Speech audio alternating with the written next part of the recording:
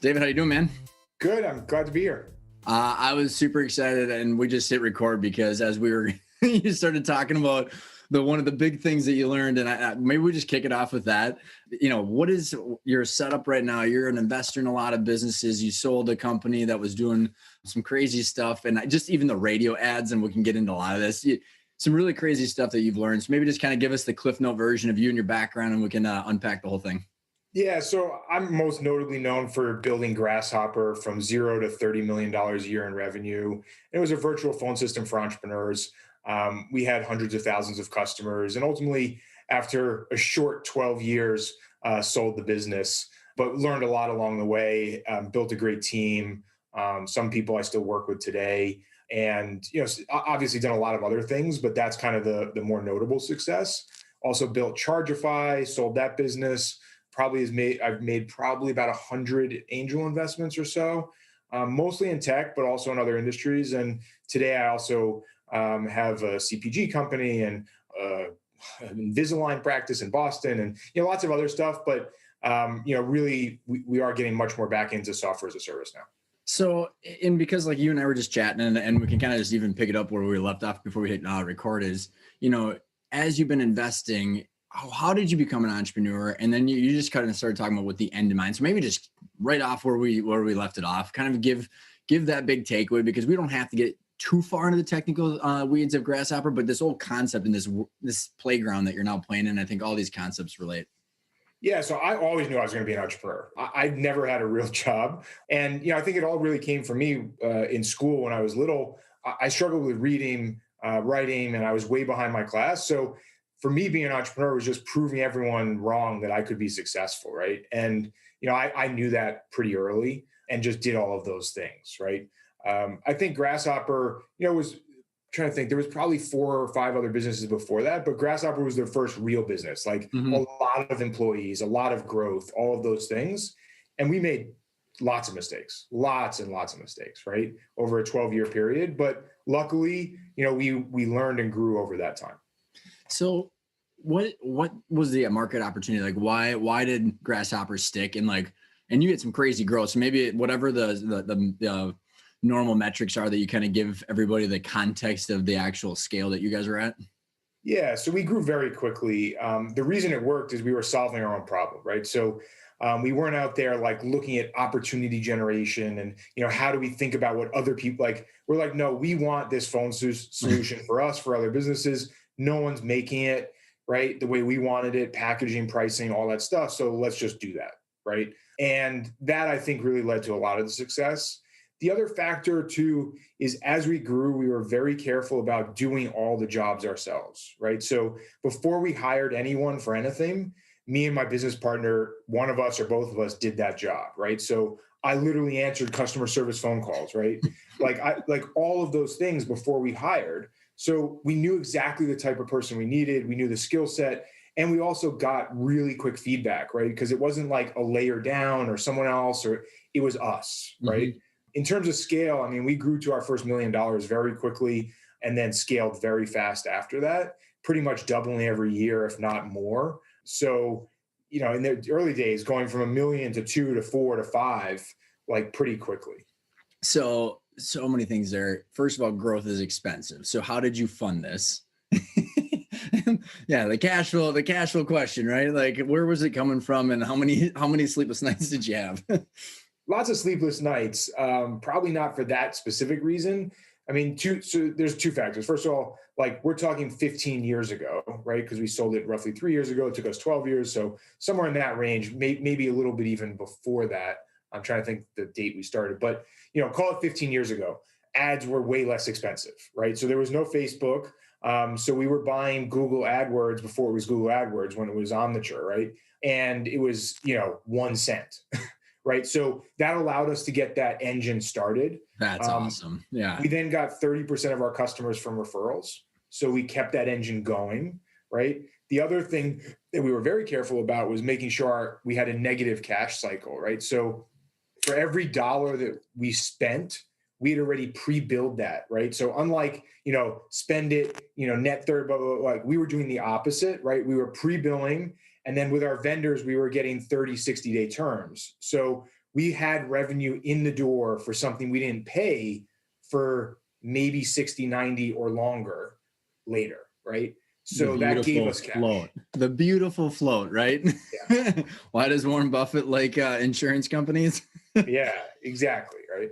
So let's just go, David, to the comment that you're making right as we hit record, because I think it'll provide great context for the rest of the conversation.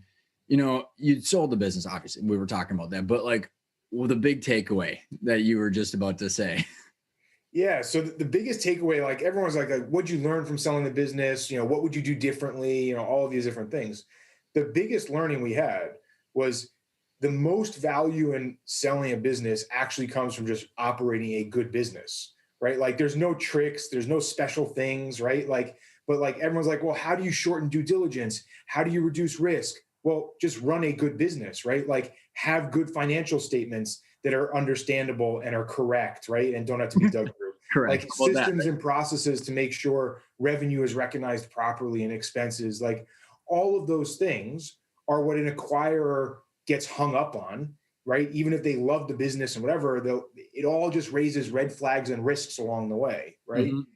And so like if you're doing those things all along, you're just running a good business and you get value from it from a sale, right? So I want to relay just like this philosophy that I've kind of realized is one of the big problems of why people don't do this. Because I've, been spending 7 years in this space, and I don't know what your experience is. Like listening to all your other entrepreneur friends, I think we run in a lot of the same circles, and people don't get this. And I kept going like, why is that? And so Dave, what I realized is that so many people, my dad and I were absolutely guilty of this too, solving for annual income, because we didn't understand what created value and how this company could be worth something like a financial asset. And then what happens is your behaviors just get like vortex down into distributions, perks, and then like not wanting to reinvest because the cost is like you're not taking the money home and you don't know when you're ever going to get it back. So you always end up taking it home. How did you does that make sense, first of all? And then, yeah, I mean, I think the key there is like people think of it as income. I think you have to step back and understand, how do I strip out the income I have to live, and then think about the rest as growth capital, right? Now, there are periods of time where you may take more out because growth capital isn't needed. But I think if you think about it always first as growth capital, it sets up the right mindset, which is, look, like end of the day, like if I need $100,000 to live, like I got to make sure I make that, right? Mm-hmm. Anything above that, I shouldn't worry about. Right. And what I should be thinking is, how do I reduce my tax burden to as close to zero as possible by using my money for future growth? So where in your 12-year journey did that click? And you might have been, and there's kind of maybe two different ways to answer that, David. Like you might have been doing that, but not knowing you were doing that. So maybe like, when did you start realizing you're doing it and changing your behavior? Or like, when did it click that you were doing it? Yeah. I mean, it never clicked because it always happened. Like when we started, we just thought this way, right? Like, hey, we need to make enough to grow. And both of us were in college or just out of college, right? So we didn't have a lot of overhead expenses, but we quickly realized, okay, like we can take enough to live comfortably, right? And quite honestly, like even at the end, like I wasn't making a ton of salary, right? Like that's not what I didn't want to make money on salary, right? I wanted long-term growth. So at doing $30 million a year, I think my salary was like 175, somewhere in that range, maybe 185, right? And I lived in the house I wanted, I had the car I wanted, I could travel when I wanted, but like, what else do you need other than that, right? Like, there's not a lot, right? Right. Oh, it's so interesting, man. I've seen people where like, the company's worth 60 million, take your 50% for partnership, take away your debt, pay your taxes, and they're like stuck in $1 million lifestyles. They literally can't sell their business for 60 million because they're stuck. Yeah. It's like, how does that happen? And it's because they didn't understand this from the very beginning. They got trapped almost. Right. So, and really what's really important there is like, there's no additional happiness in that delta, right? Like we're just spending money for no reason, but it's not towards happiness. So like I spent a lot of time optimizing for happiness, which has very little to do with money. And the data is very clear. Once you can live comfortably, however you define comfortably, there is no delta in spending more in terms of happiness, right? Happiness comes from other pursuits. I was just going to say, so what is your definition of happiness? Yeah. So for me, happiness is doing what I love every day, having freedom to do what I want, where I want, having routine. I love routine, right? So being able to know that I can go to the gym every day and know that it's on my calendar and locked in and no one can disturb that, right? Hmm. That's something money can't buy, right? Like I have the same car that I had 10 years ago. Like, what am I going to do with a new car, right? But I am willing to spend exponentially for that freedom, right? That control of my life. And then also for experiences. So, like, one of our family core values is experiences over things, right? Like, I'll spend ridiculous amounts of money for an experience for me or for my family compared to buying a thing, right? I love it. And what I find interesting is that this is an awesome context and lens as you think about the decisions you made in your business. It's like it's so hard to determine like what other entrepreneurs are solving for because you don't know what other people's definition of happiness or what they're trying to optimize for. Then everybody defaults to the numbers. What's your revenue? How many employees you got? What'd you sell it for? And it's like, what does that all mean though? So how did this mindset and what you were solving for happiness, David, like maybe give us a couple ideas as you're growing the business where you're using that as a decision tree for hard decisions? Yeah, so it's a good question. I didn't start optimizing for happiness until after I sold the business because I wasn't happy, right? So I had to make a change. While running the business, I was generating that happiness without even thinking about it, right? Like I was doing something I loved. It was valuable. I was returning things to other people, right? Like our core purpose at Grasshopper was empowering entrepreneurs to succeed, right? Like that's something that meant a lot to me. So every day that gave me happiness. When that was taken away, which is a weird way to say it, like when I sold the business, but it was taken away, I had to rethink that, right? And spend a lot of time. And I did a 200-hour teacher training to be a yoga teacher, right? Like I did all sorts of things to learn and grow to find what happiness meant, right? Super interesting, man. I'm going to keep pulling this thread because this podcast, David, used to be called Life After Business because after my dad and I sold, I was miserable. I was like, it was like I was literally in the flow state every day, like 90% of the time, which you don't realize it and you become addicted to that high. And then because you're constantly growing as a person, solving challenges with a team, and then all of a sudden that whole thing is gone. Yeah.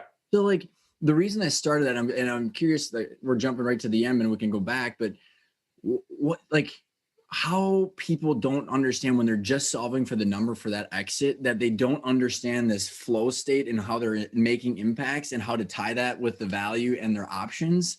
Like explain to us, how did that happen to you? Like, like did you, when you sold, was your role not there? Or like when did you find out that you weren't happy anymore, I guess is the question. Yeah. So this was a really big challenge because we had done all of the right things in the business where we built a management team. Me and my co-founder weren't needed in the business, right? So like that's all the right things to do. But it was also emotionally hard because the acquirer said, we don't need you guys, right? Like it actually is more valuable for us for you to leave than us to find a high paid position with a title to make you feel good, right? So we'll pay you more to not stay, right?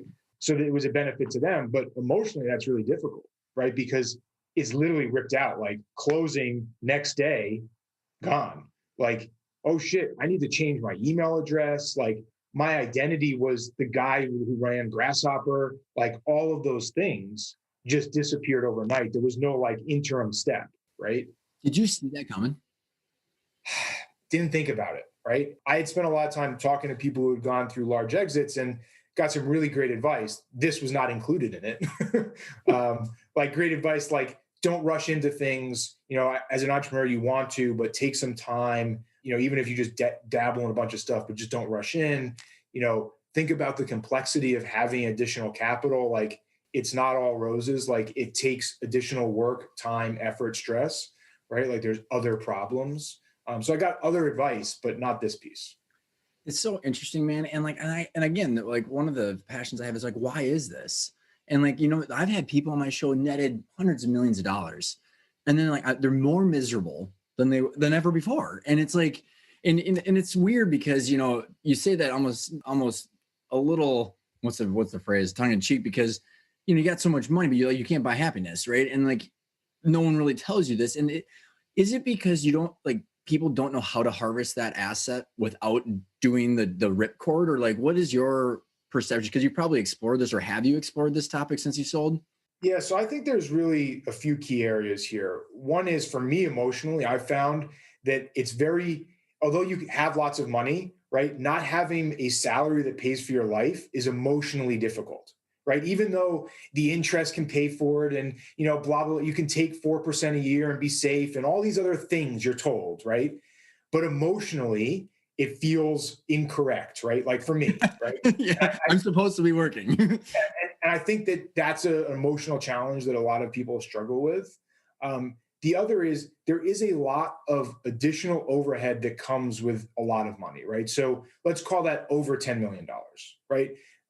Over $10 million, there's just a lot of stuff, right? So now you start thinking about estate planning and kids and wills and trusts and all this stuff. You think about taxes, you think about insurance and risk, right? And like, I think the emotional shift from wealth generation to wealth preservation is very hard, right?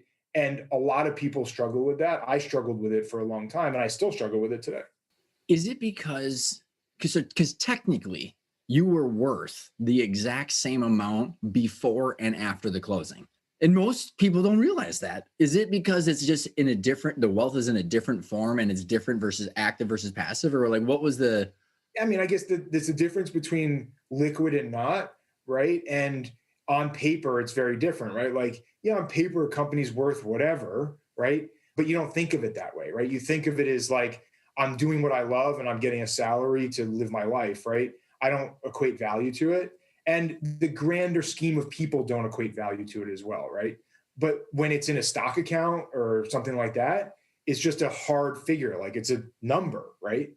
and this is, I couldn't agree with you more. And it's because I've taken this many years as like with all these interviews to realize that like if entrepreneurs understood the value of their company while they owned it, David, then they would go, okay, where do I reinvest to get a return? As well as I have an idea that I will harvest this at some point. I just don't have to harvest it right now. And just like it's way more complicated. People make it way more complicated than it's needed, that it needs to be. And it's just like you said, it's a mindset that, and I don't know if it's the lack of experience with selling companies is probably part of it. Or any thoughts, or as you talk to other entrepreneur friends that may or may not have gone through an exit? I don't know. I mean, so I've sold multiple companies now, and maybe I'm just not good at learning this, but it's kind of the same each time, right? Like it's still different, right? The difference between having it as a company or having it as liquid, assets. And maybe I'll learn that the next time. I don't know, but so far I haven't. So let's go back to kind of the part of the Grasshopper journey. So 12 years and you got a negative cash cycle, man. I can go back to that as you're funding the business. What were things that helped you guys grow that were maybe related to your business model, would help you scale? Because different business models allow for different kinds of scale and capital. What were some of the things that you think, as you look back, were big needle movers? Yeah, so there was a lot. I mean, I think at the highest level, we were always very on board, and our first focus was paid marketing, right? So like everything we thought about was how do I grow? Or how do I spend more money to grow, right? And that meant like looking at the metrics, all sorts of stuff. We also always took 10% of our marketing budget, which became very large. I think you said earlier, we did all these radio ads. The year we sold, we spent $12.5 million on terrestrial radio, one channel, right? So a large marketing budget. We kept 10% for tests because we always knew that we had to find the next thing, right? So if we had relied on only AdWords, we would have died, right? Mm-hmm. If we had relied only on AdWords and satellite radio, we would have died, right? So like, to find those things, if you're not testing with dollars, you never find them, right? So I think that really accelerated us forward. How did you track whether the tests were working or not? So test budgets never had to have a return to say yes to the budget, but we always wanted to track the data coming back, right? So depending on what it was, some are direct, right? Like if it's, display ads or whatever, like that has a more direct return. Some are based on DMAs, right? So looking at, how our typical order volume is within zip codes And then if we target certain zip codes via postal mail or radio, what does that change look like, right? And then also understanding the channel, right? Because radio, for example, you have to spend a certain amount to get the scale to drive the CPAs down low enough, right? So you have to know that in the test period, your CPAs may look unattractive, but you know that others that have succeeded at large scale had CPAs in this range at test scale, right? So there's a balance depending on channel. Yeah, that makes sense. Because I mean, I can't imagine like what's the Jim Collins? It's bullets and then the cannonball. Because you're not going to come out of the gate spending 12 million on radio ads, especially if you can't track it specifically like Facebook. Well, I mean, we started small. We were spending $50,000 a month on satellite radio, right? And we're like, okay, this is really working. So like, how much can we ramp that up? Okay, what's the next step? Well, the next step is you do a regional test to see what it looks like. And then the minimum spend for a national test is 12 million, right? So you do it in increments.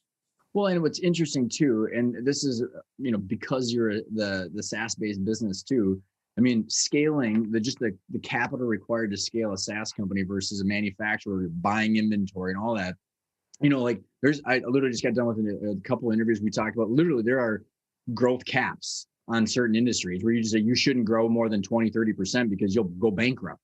So kind of talk about how you were able to spend that much time on fueling growth because you were able to scale the operations with it. And so recurring repeatable revenue is a game changer, right? And when you then have gross margins of 80, 85, plus percent, right? That scale problem is no longer a problem, right? It's where can I spend all of this money to continue growing, right?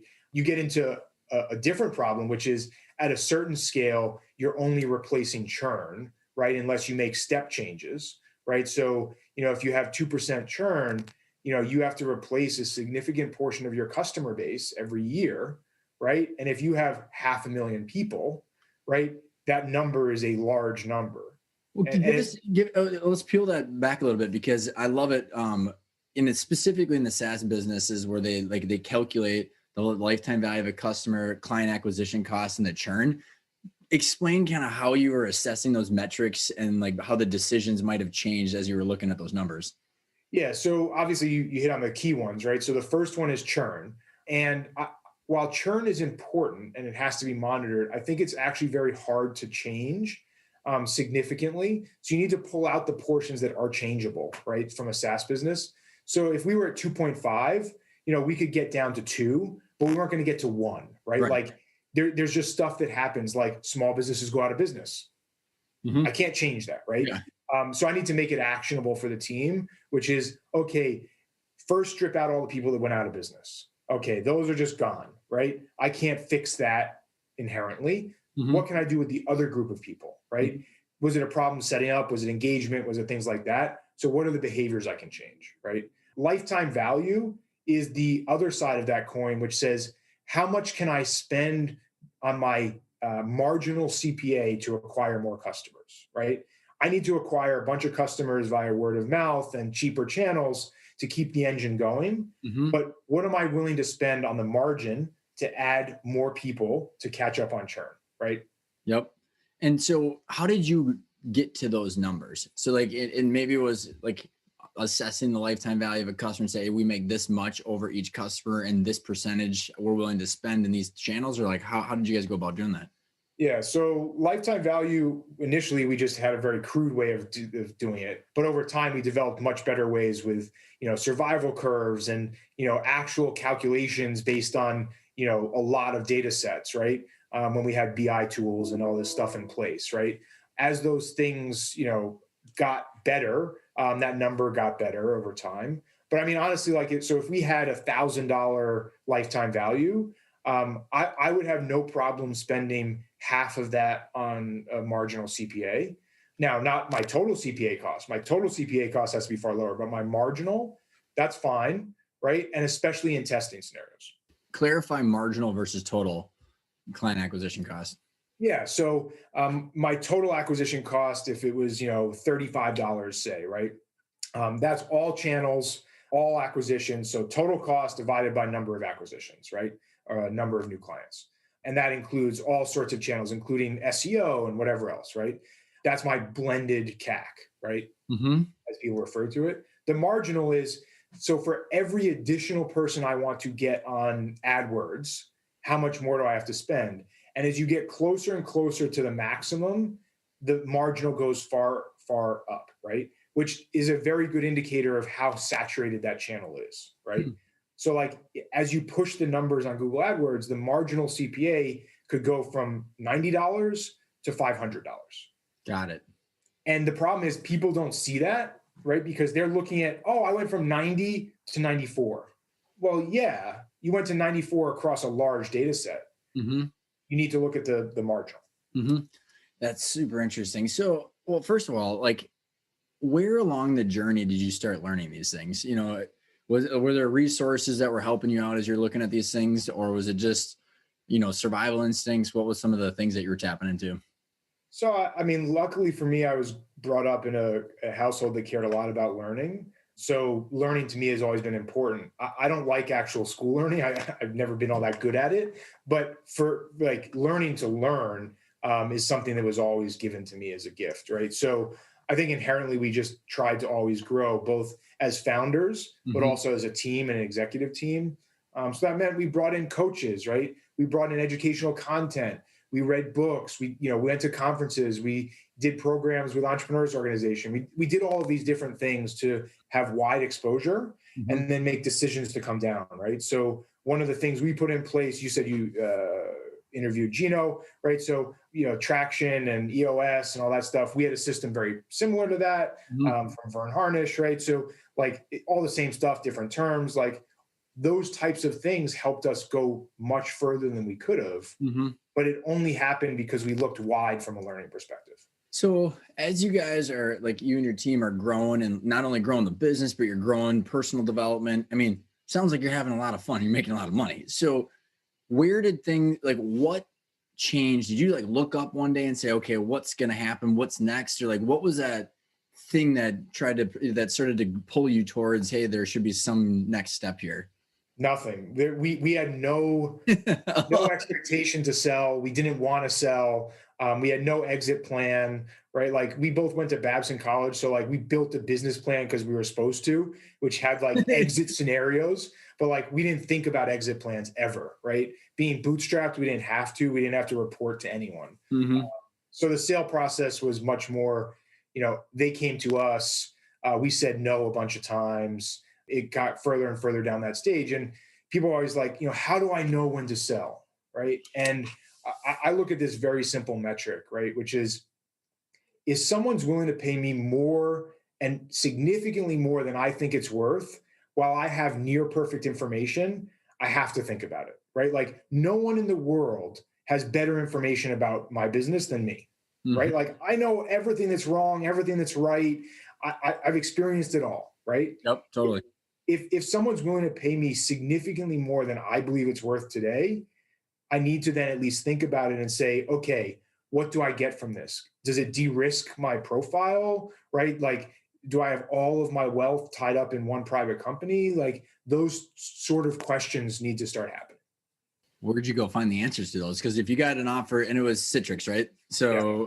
So you get in this offer, you're obviously making a dent. You're making competitors pissed off. I mean, it's only my thought, because I'm teleporting myself back in, because like when you started the business right around when I was in the family business doing copiers, manage IT. So we're like bumping into the service providers doing what you're doing in the telecom space. That's when like all these cloud hosted telecom providers before Ring Central. So like the explosion in growth in the industry, I totally saw.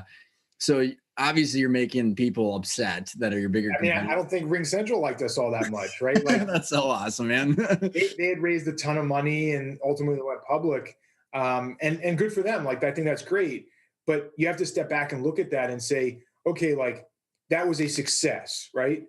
Who is it a success for, right? Like I know for sure that as founders, we walked away with more than the Ring Central founders, right? So if I'm looking at it from a founder's perspective, was that a success? I don't know, right? Like I don't know what their metrics were. I don't know what they were going for. I don't know all that stuff. But it definitely was a success for VCs, right? So they made a lot of money.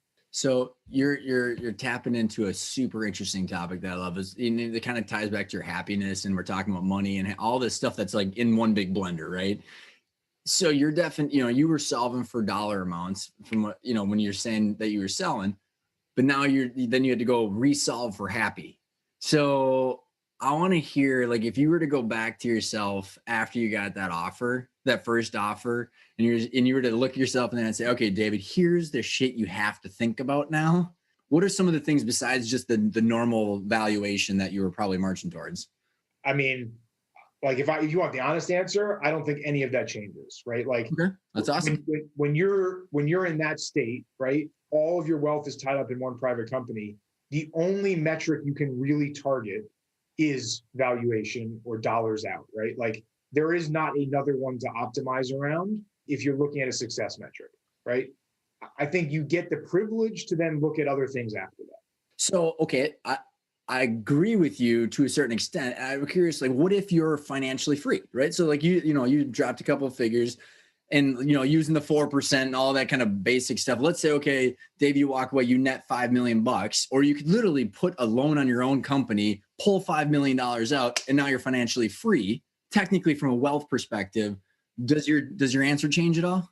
It doesn't, right? Because I think that the success metric, right, is highly tied to the dollar figure, and it happens to be around exits, right? Like no one talks about or looks at as like David is a success because he's financially independent, right? Like, so if you are targeting that, which from a young age was very important to me, right, to prove to other people I could be successful, right?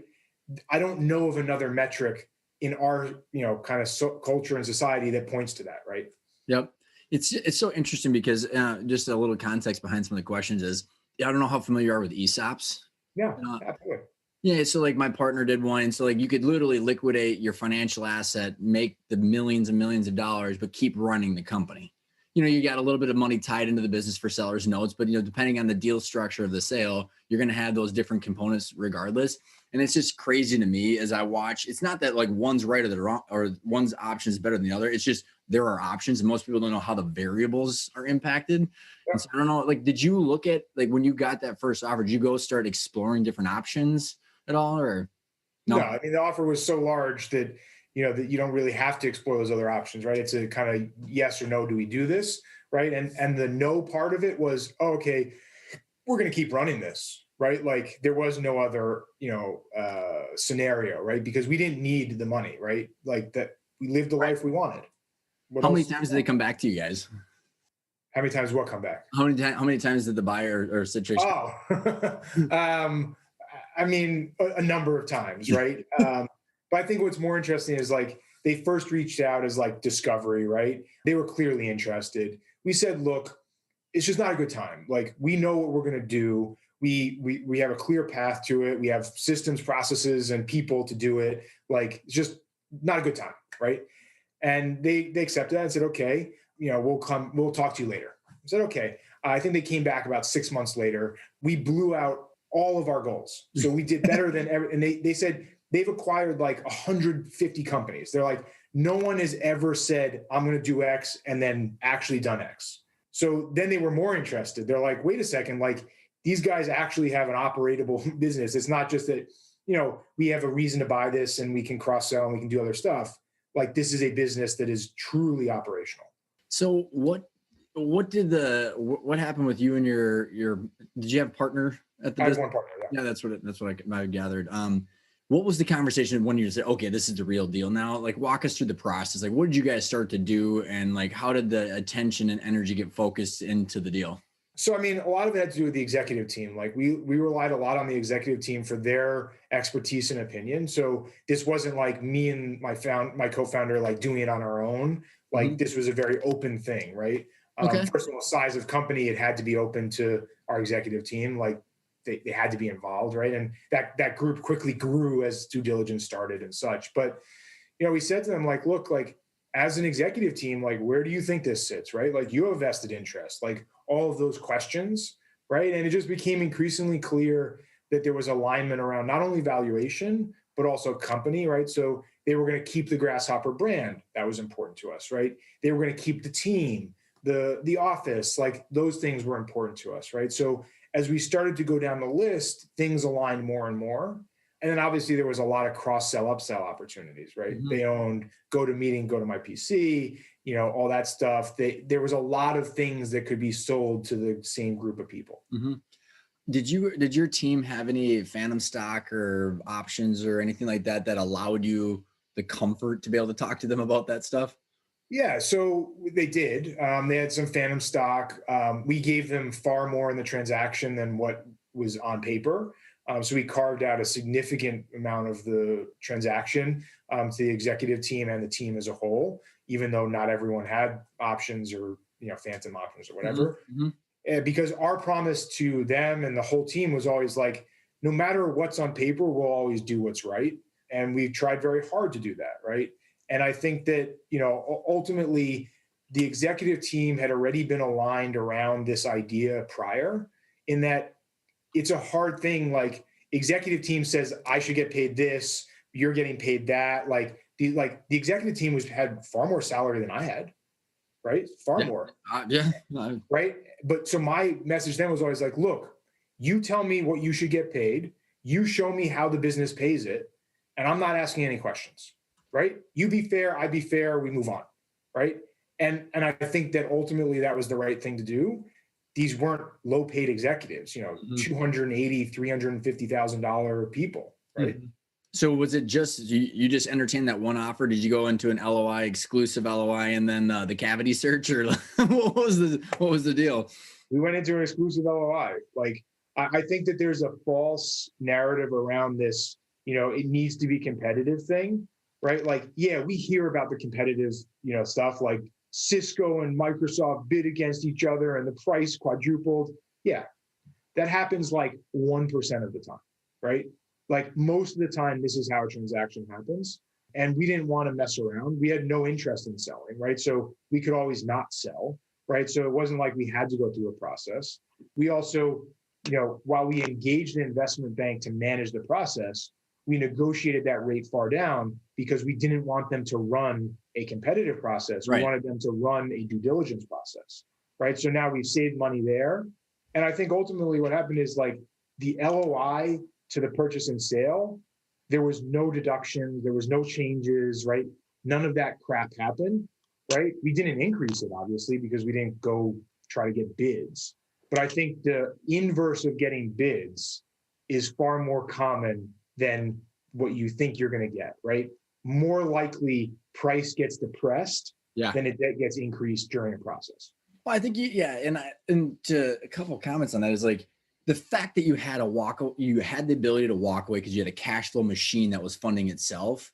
You don't need competitive bids because that's your competitive bid. You just look out 5 years and say, look at what I make as an individual if I stay here. You don't need 5 other people with price tags that is going to push the price up. You just don't need it. Yeah. So was there anything in the due diligence process that shocked you that either detracted value or added value that either you wanted to and that was intentional, or it surprised you? Yeah, I mean, I think my biggest learning in the whole process was something one of the investment bankers said to us early on. He's like, look, you need to understand how this works. You're working with a big company. Every call, every email, every communication is a go, no go communication, right? Like, deals fall apart for no reason, right? Who knows why, right? So the goal is to progress at a quick enough pace that everyone is comfortable, but probably at a pace that's a little uncomfortable, right? To push that through, because every day delayed, right, is a risk. And I mean, this proved out, right? Like, within, I want to say, like 18 days of the close, an activist investor became very publicly, communicative and said Citrix should sell all of their cloud computing stuff, anything that's SaaS, right? So now the board has had, like, all of these things happen. That's 18 days. You just never know what's going to happen. I don't know if you've familiar with the word Sonny Vanderbeck, been on the show a couple times, and he was going to sell his company back in like the early 2000s, $1 billion sale, and it was HP came in, but Compaq was going to buy him, and literally they were going to close the deal, David. And Compaq was bought by HP 2 days before their close for $1 billion.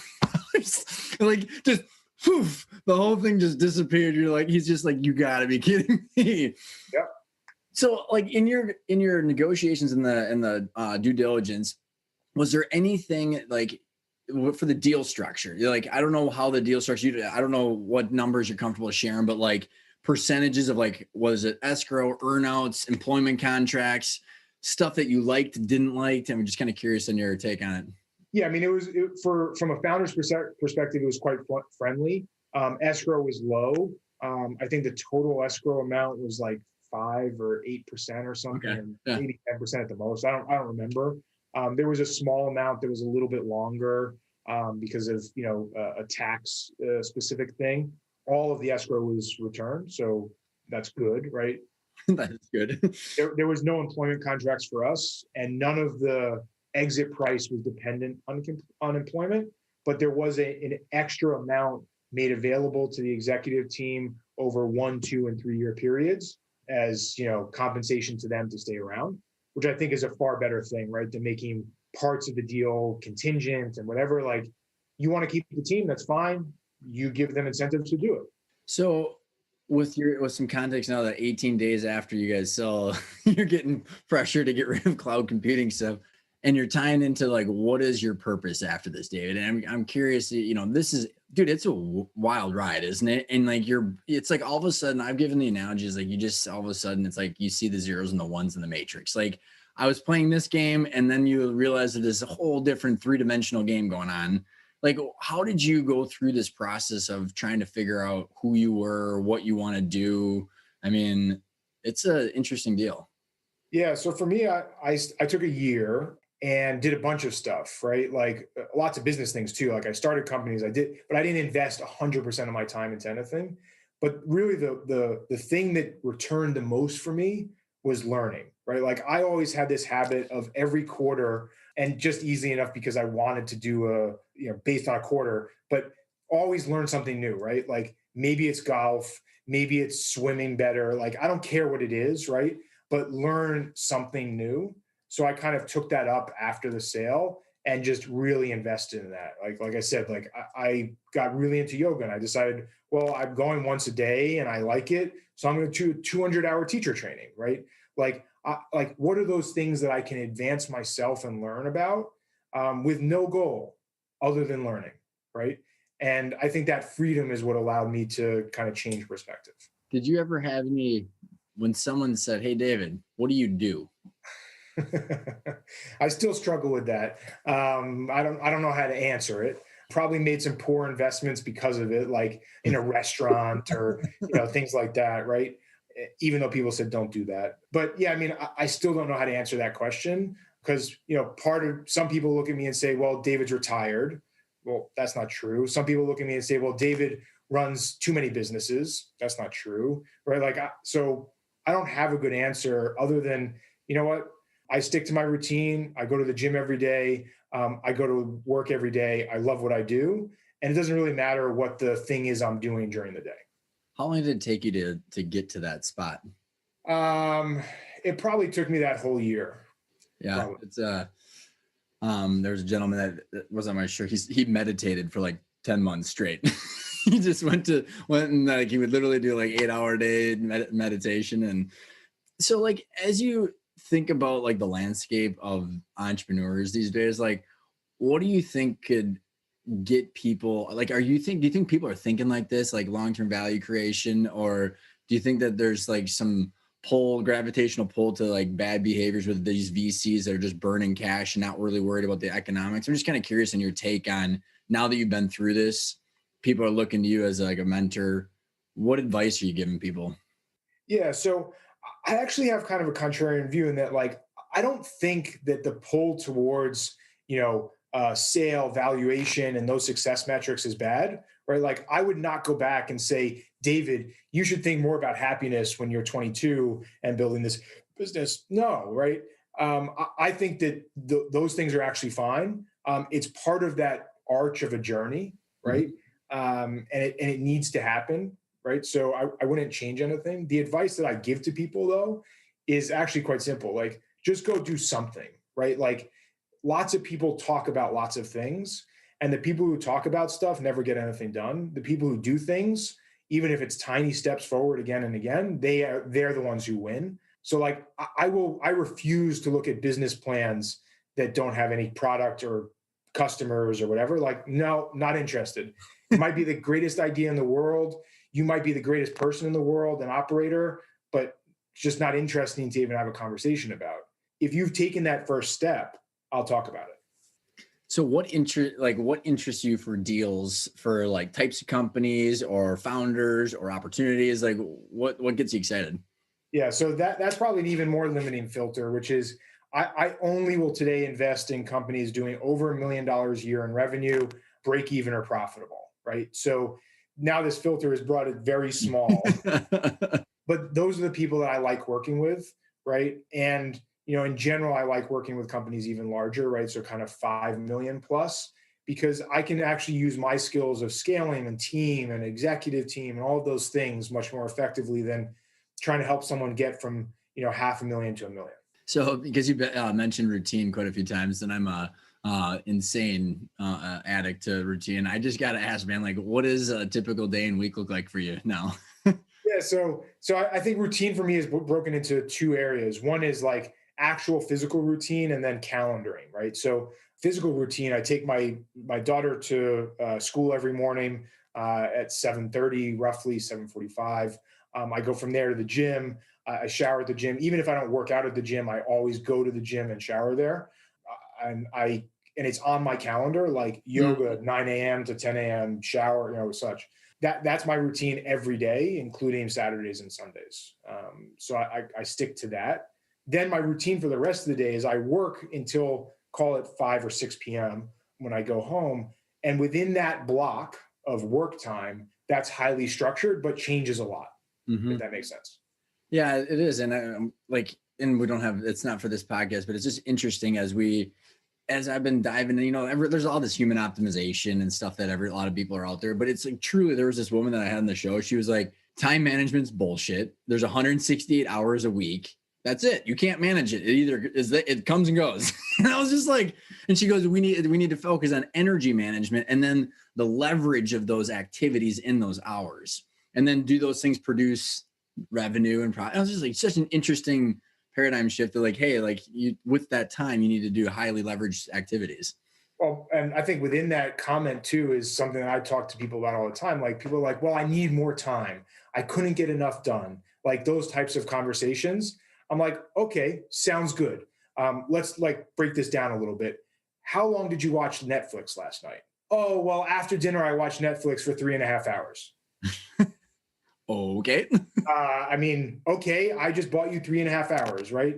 Like, so now it's just about how you use your time, not that you need more time. Or like, I go to bed early, which also means I wake up early. That to me is the easiest possible hack. Like starting work at 5 a.m. means no one's bothering me, no one's distracting me. I can get a tremendous amount done before other people are even doing anything, right? I love it. So then with that block of time for the business stuff, what are the opportunities that you see coming down the pipe? Or is there things now with this, with COVID accelerating all these trends that were already going? Is there things that you're getting excited about? Look, we've been on these things for a long time, right? So we've been doing recurring revenue SaaS businesses. Like, yeah, that's accelerated, already doing that. We're doing e-commerce, right? Okay, accelerated, already doing that. So, for us, it's much more about proof that some of the other things we believed in make a lot of sense. Like our teams have been remote for more than a decade. Mm-hmm. Right now, people before are like, you can't do that.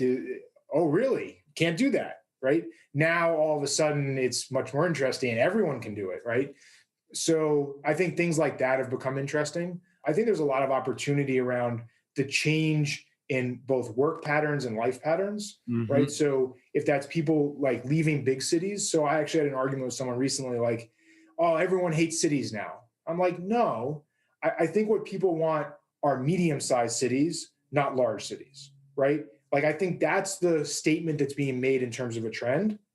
If I was interested in like what's happening next, mm-hmm. right? Like people aren't moving to a farm in the middle of nowhere by themselves. Like, yeah, some people do, I get it. But like, that's not what people are saying is, I want a place that I can walk around and enjoy, but is not packed with so many people that it's New York. And 10 times more expensive than everywhere else, right? Yeah, I think there's an expense issue to it as well. Yeah, yeah. Man, this has been a lot of fun. Two last questions is, what does the word intentional mean to you? So that's a great question. For me, it means being present, right? So intentional in thought, intentional in, focus, listening, all of those things. It all comes back to being present. And then where can everybody find you, and if they want to reach out or start following you? Yeah, so davidhauser.com. I have a weekly newsletter that I talk about usually 3 to 4 topics that are on my mind: health, wellness, wealth, entrepreneurship, business, all those things. Short email that I send out once a week. That's usually the best way to find me. And I reply to everyone that sends me a message, really. David, thanks so much for coming on the show, man. It's been a lot of fun. Yeah, thanks for having me.